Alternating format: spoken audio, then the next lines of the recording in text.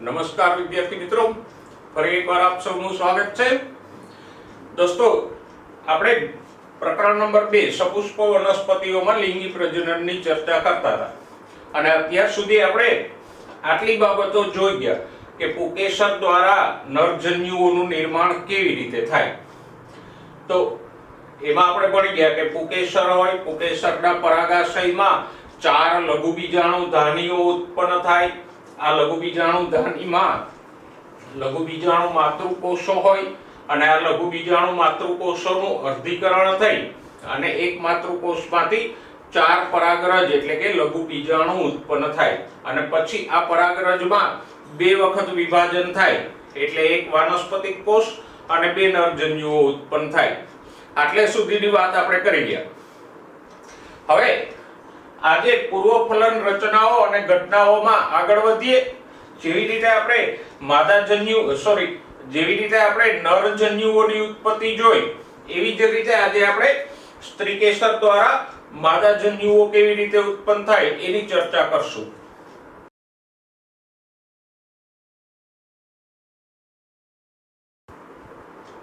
તો સૌથી પહેલા વાત કરીએ સ્ત્રીકેસરની। સ્ત્રીકેસરને જાયાંગ પણ કહેવામાં આવે।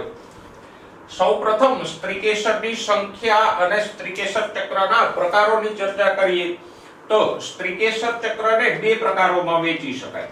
જે પુષ્પોમાં એક જ સ્ત્રીકેસર હોય તો એને કહેવાય એક સ્ત્રીકેસરી અને જે પુષ્પોમાં એક કરતા વધારે સ્ત્રીકેસરો હોય તો એને બહુસ્ત્રીકેસરી સ્ત્રીકેસર કહેવાય। દાખલા તરીકે જુઓ, વાલ, વટાણા એવા પુષ્પોમાં ફક્ત એક જ સ્ત્રીકેસર હોય છે, જ્યારે ઘણા પુષ્પોમાં એક કરતા વધારે સ્ત્રીકેસરો હોય, જેમ કે ધતુરામાં 2 હોય, જાસૂદમાં 5 સ્ત્રીકેસરો હોય અને અમુક પુષ્પોમાં તો અનેક સ્ત્રીકેસરો હોય। બહુસ્ત્રીકેસરી સ્ત્રીકેસર ચક્રના પાછા 2 પેટા પ્રકારો પડે। મુક્ત બહુસ્ત્રીકેસરી એટલે કે ઘણા બધા સ્ત્રીકેસરો હોય પણ બધાના બીજાશયો છે એ અલગ અલગ હોય। તો જ્યારે બીજાશયો બધાના જુદા જુદા હોય તો એવા સ્ત્રીકેસર ચક્રને મુક્ત બહુસ્ત્રીકેસરી કહેશું। ઘણા પુષ્પોમાં એક કરતા વધારે સ્ત્રીકેસરો હોય પણ બધાના બીજાશયો છે એ જોડાઈ જાય અને ઘણીવાર તો બીજાશયો ઉપરાંત પરાગવાહિની અને પરાગાશનો પણ જોડાઈ જતા હોય। તો જેના બીજાશયો જોડાયેલા હોય તો એને કહેશું યુક્ત બહુસ્ત્રીકેસરી। ચંપો એટલે કે માઇકેલિયા છે એમાં મુક્ત બહુસ્ત્રીકેસરી સ્ત્રીકેસર ચક્ર જોવા મળે। જાસૂદ કે અફીણમાં યુક્ત બહુસ્ત્રીકેસરી સ્ત્રીકેસર ચક્ર જોવા મળશે।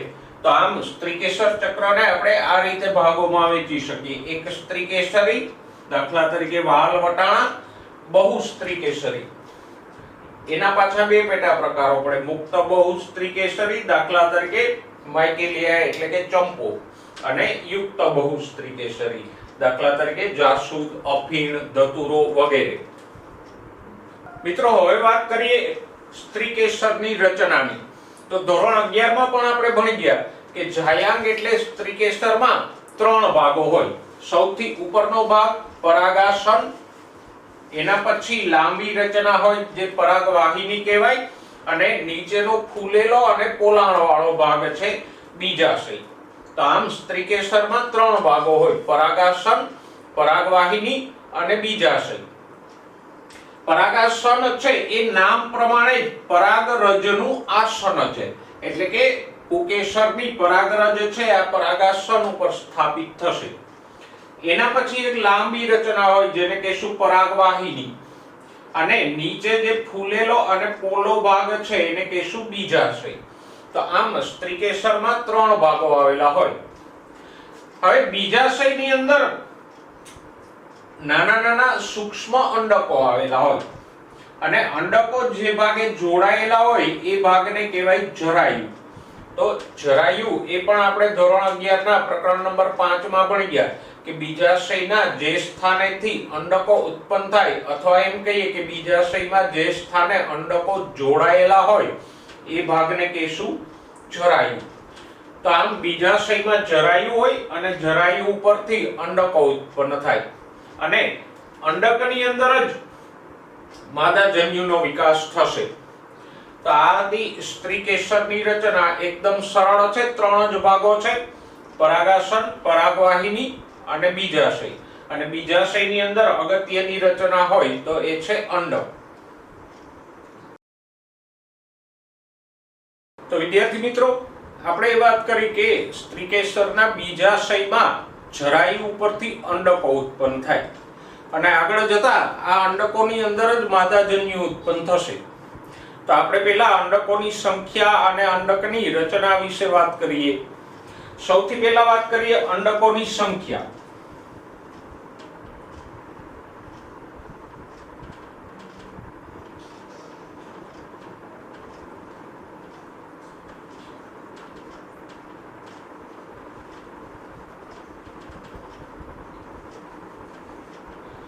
તો જુદી જુદી વનસ્પતિઓમાં અંડકોની સંખ્યા 1 થી લઈ અને અનેક સુધીની હોઈ શકે.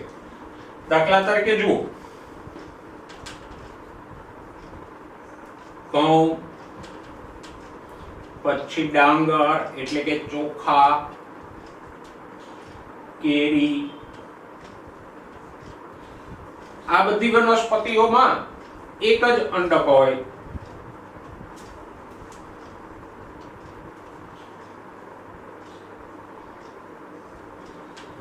જ્યારે ઘણી બધી વનસ્પતિઓ, દાખલા તરીકે તરબૂચ,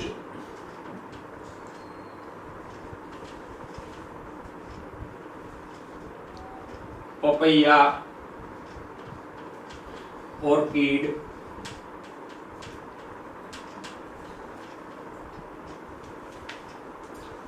આ બધી વનસ્પતિઓના બીજાશયમાં અનેક અંડકો હોય.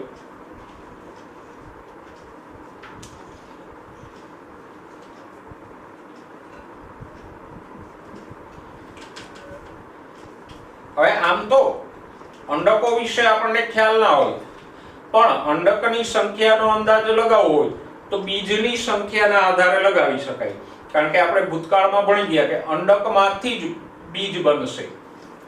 તો આમ કોઈ પણ ફળમાં બીજની સંખ્યાના આધારે આપણે અંડકોની સંખ્યાનો અંદાજ લગાવી શકીએ. દાખલા તરીકે જુઓ, કેરીમાં એક જ બીજ હોય તો આપણે કહી શકીએ કેરીમાં અંડક પણ એક જ હશે. જ્યારે તરબૂચ કે પપૈયામાં અસંખ્ય બીજ હોય તો પછી એમાં અંડકો પણ અનેક હશે, કારણ કે અંડકમાંથી જ ફલન થઈને બીજ બનશે. તો આમ બીજની સંખ્યાના આધારે આપણે અંડકોની સંખ્યાનો અંદાજ લગાવી શકીએ. પણ હાલ પૂરતું તમે યાદ રાખો, એક જ અંડક ધરાવતી વનસ્પતિઓ કઈ છે? ઘઉં, ડાંગર, કેરી વગેરે. જ્યારે તરબૂચ, પપૈયા, ઓર્કિડ એ અનેક અંડકો ધરાવતી વનસ્પતિ છે. એકાદ બે વધારાના ઉદાહરણો લઈએ. દાખલા તરીકે જુઓ,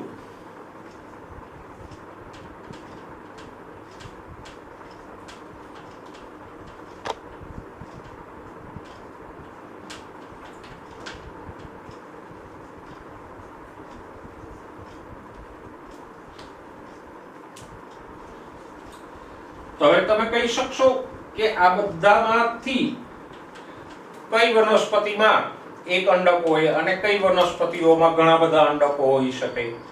કારણ કે હમણાં જ મેં તમને એક ટ્રીક આપી કે અંડકોની સંખ્યાનો આધાર આપણે શેના આધારે લગાવીએ? બીજના આધારે.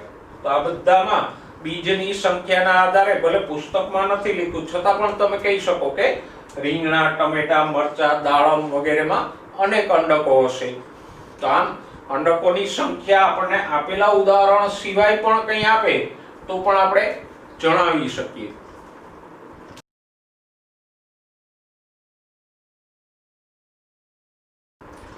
હવે વાત કરીએ અંડક અથવા તો મહાબીજાણુ ધાનીની રચનાની. તો અંડકની રચનામાં બે ભાગો હોય. એક આ જે લાંબો દંડ જેવો ભાગ છે એને કહીશું અંડક દંડ અથવા તો અંડક નાળ.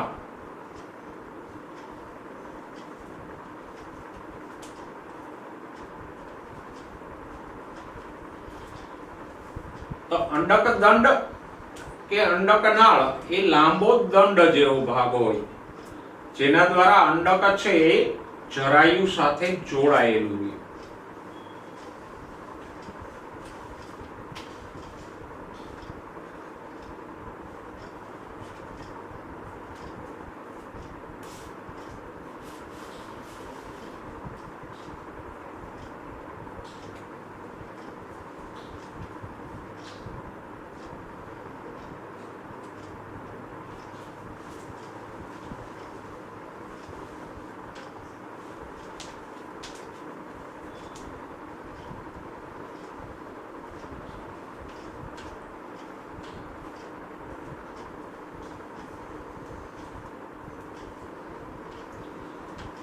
તો આ દંડ જેવો ભાગ છે એ એક અંડક નાળ અથવા અંડક દંડ, અને આ ભાગને કહેવાય અંડક દેહ.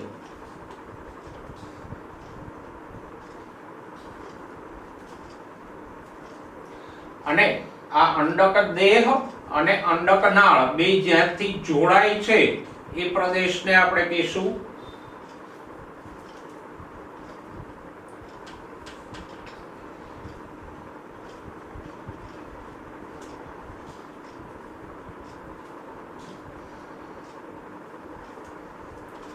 અંડક નાભી.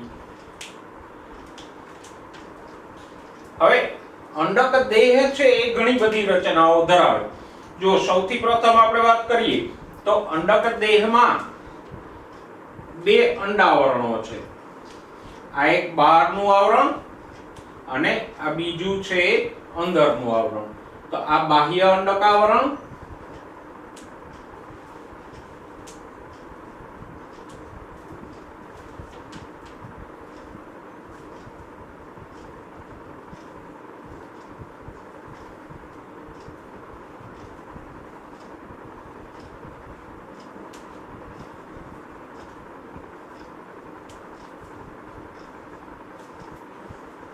અને એની અંદર હોય અંતઃ અંડકાવરણ. તો અંડક દેહ છે આવા બે અંડકાવરણો વડે ઘેરાયેલો હોય. પણ અંડકાવરણો છે એ અંડકને સંપૂર્ણપણે નથી ઘેરતા. અહીંયા આપણે જોઈ શકીએ કે એક નાનો એવો છિદ્રમય ભાગ છે એ રહી જાય છે. દાખલા તરીકે આમ અંડકાવરણો હોય તો અહીંયા વચ્ચે એક છિદ્રમય ભાગ છે એ ખુલ્લો રહી જાય છે. તો આ જે છિદ્રમય ભાગ બને એને કહીશું અંડક છિદ્ર.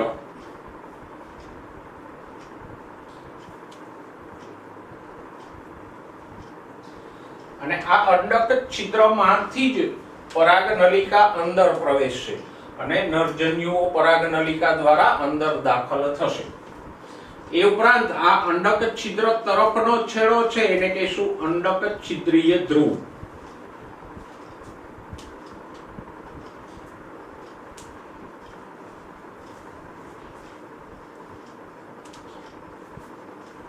આમ અંડકમાં એક તરફ આવું અંડક છિદ્ર હોય અને એ અંડક છિદ્ર તરફના છેડાને આપણે કહીશું અંડક છિદ્રીય ધ્રુવ.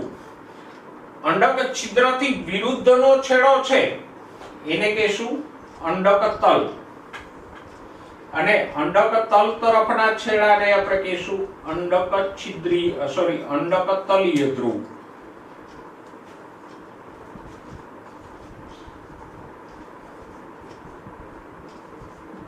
તો આમ અંડકના બંને છેડાઓને આપણે દર્શાવી શકીએ અંડક છિદ્રીય ધ્રુવ અને અંડક તલીય ધ્રુવ. અંડક તલ એટલે અંડક છિદ્રથી સામેનો છેડો. તો આમ આપણે અંડકાવરણો અને અંડક છિદ્રની વાત કરી, અંડક તલની વાત કરી. અંડકાવરણોની વચ્ચેના ભાગે એક પેશીમય પ્રદેશ આવેલો હોય.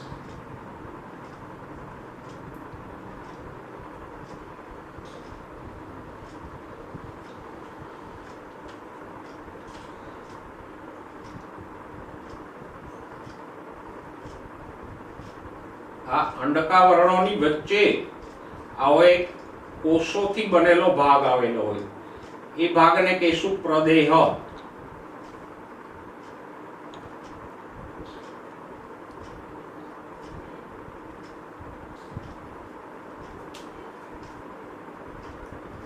અને આ પ્રદેહ છે એ ખાસ અગત્યનો ભાગ છે.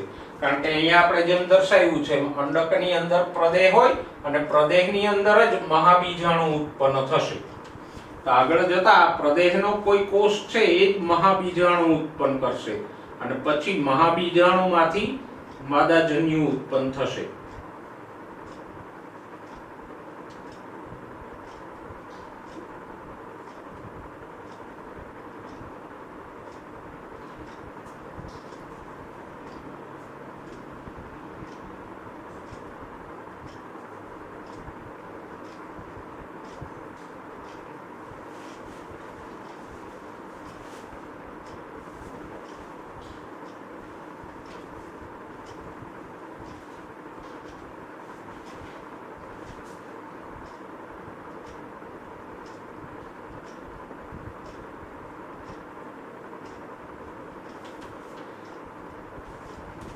તો આ ભાગ છે એને આપણે કહીશું પ્રદેહ.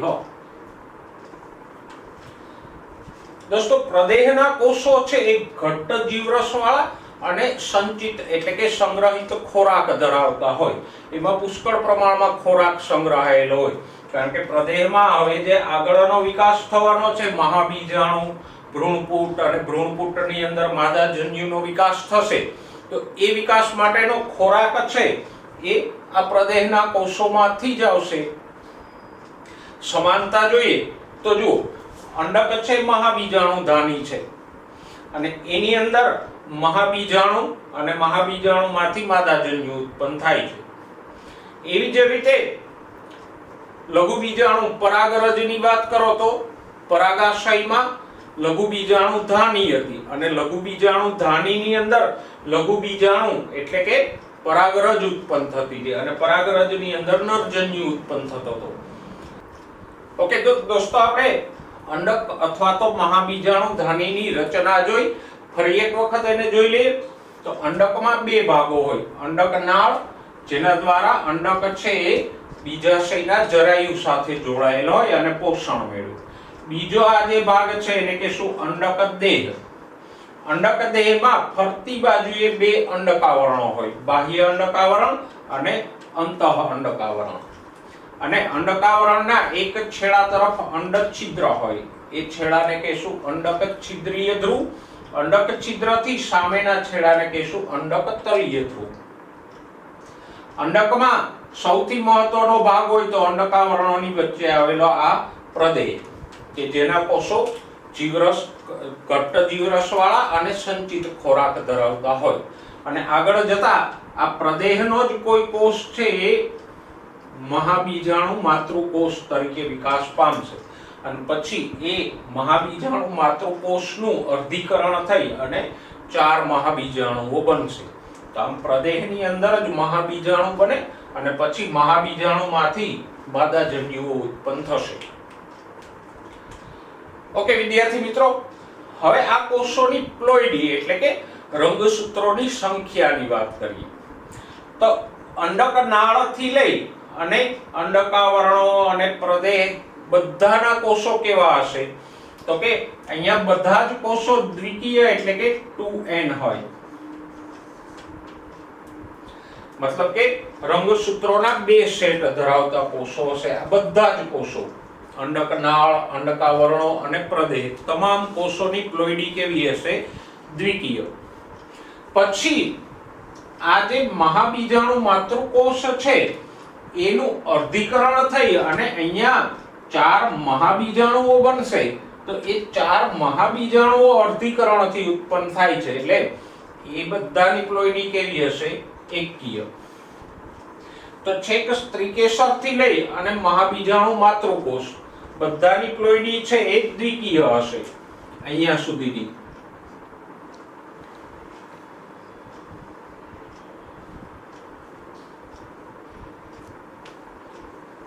આ બધા કોષો દ્વિકીય હશે. જ્યારે અર્ધીકરણ પછીથી જે કઈ રચનાઓ ઉત્પન્ન થાય છે, મહાબીજાણુઓ હોય, ભ્રૂણપુટના કોષો હોય કે ભ્રૂણપુટમાં આવેલો માદાજન્યુ હોય, એ બધા અર્ધીકરણથી ઉત્પન્ન થયેલા છે એટલે એ બધાની પ્લોઇડી કેવી હશે? એકકીય. એટલે કે એમાં રંગસૂત્રનો એક જ સેટ હશે. તો આ પ્લોઇડી માટે ખાસ યાદ રાખજો, કોઈ પણ હોય ઉકેશરમાં આપણે પરાગરજની ઉત્પત્તિ વિશે પણ આવો ક્રમ ભણી ગયા. અહીંયા માદાજન્યુ વિશે પણ આ ક્રમ આપણે જોયો. તો હંમેશા યાદ રાખજો, અર્ધીકરણ પહેલાની કોઈ પણ રચના હોય એના કોષો કેવા હશે? દ્વિકીય. અને અર્ધીકરણ થયા પછીના કોઈ પણ કોષો હોય એ કેવા હશે? એકકીય. તો મને લાગે છે હવે આપણે અંડકની સંખ્યા, અંડકની રચના અને અંડક અને એને સંબંધિત કોષોની પ્લોઇડી છે એ બરાબર સમજી લીધી.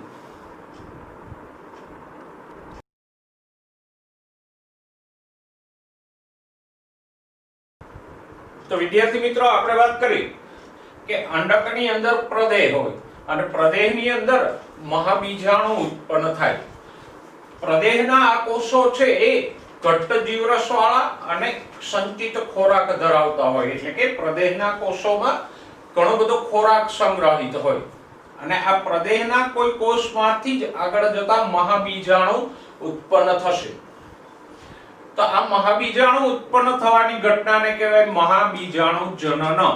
મહાબીજાણુ જનન મતલબ કે પ્રદેહની અંદર મહાબીજાણુ ઉત્પન્ન થાય એ ઘટના. તો જોઈએ મહાબીજાણુ જનન કેવી રીતે થાય?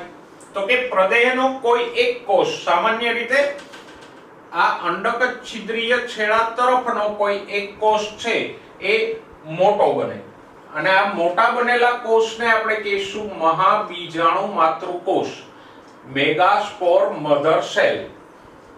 જેમ પરાગાશયની અંદર પરાગ માતૃકોષો હતા અને એનું અર્ધીકરણ થઈ અને લઘુ બીજાણુ એટલે કે પરાગરજ ઉત્પન્ન થતી હતી, એમ પ્રદેહમાં કોઈ એક કોષ છે એ મહાબીજાણુ માતૃકોષમાં ફેરવાઈ ગઈ. અને એ કોષ કયો હોય?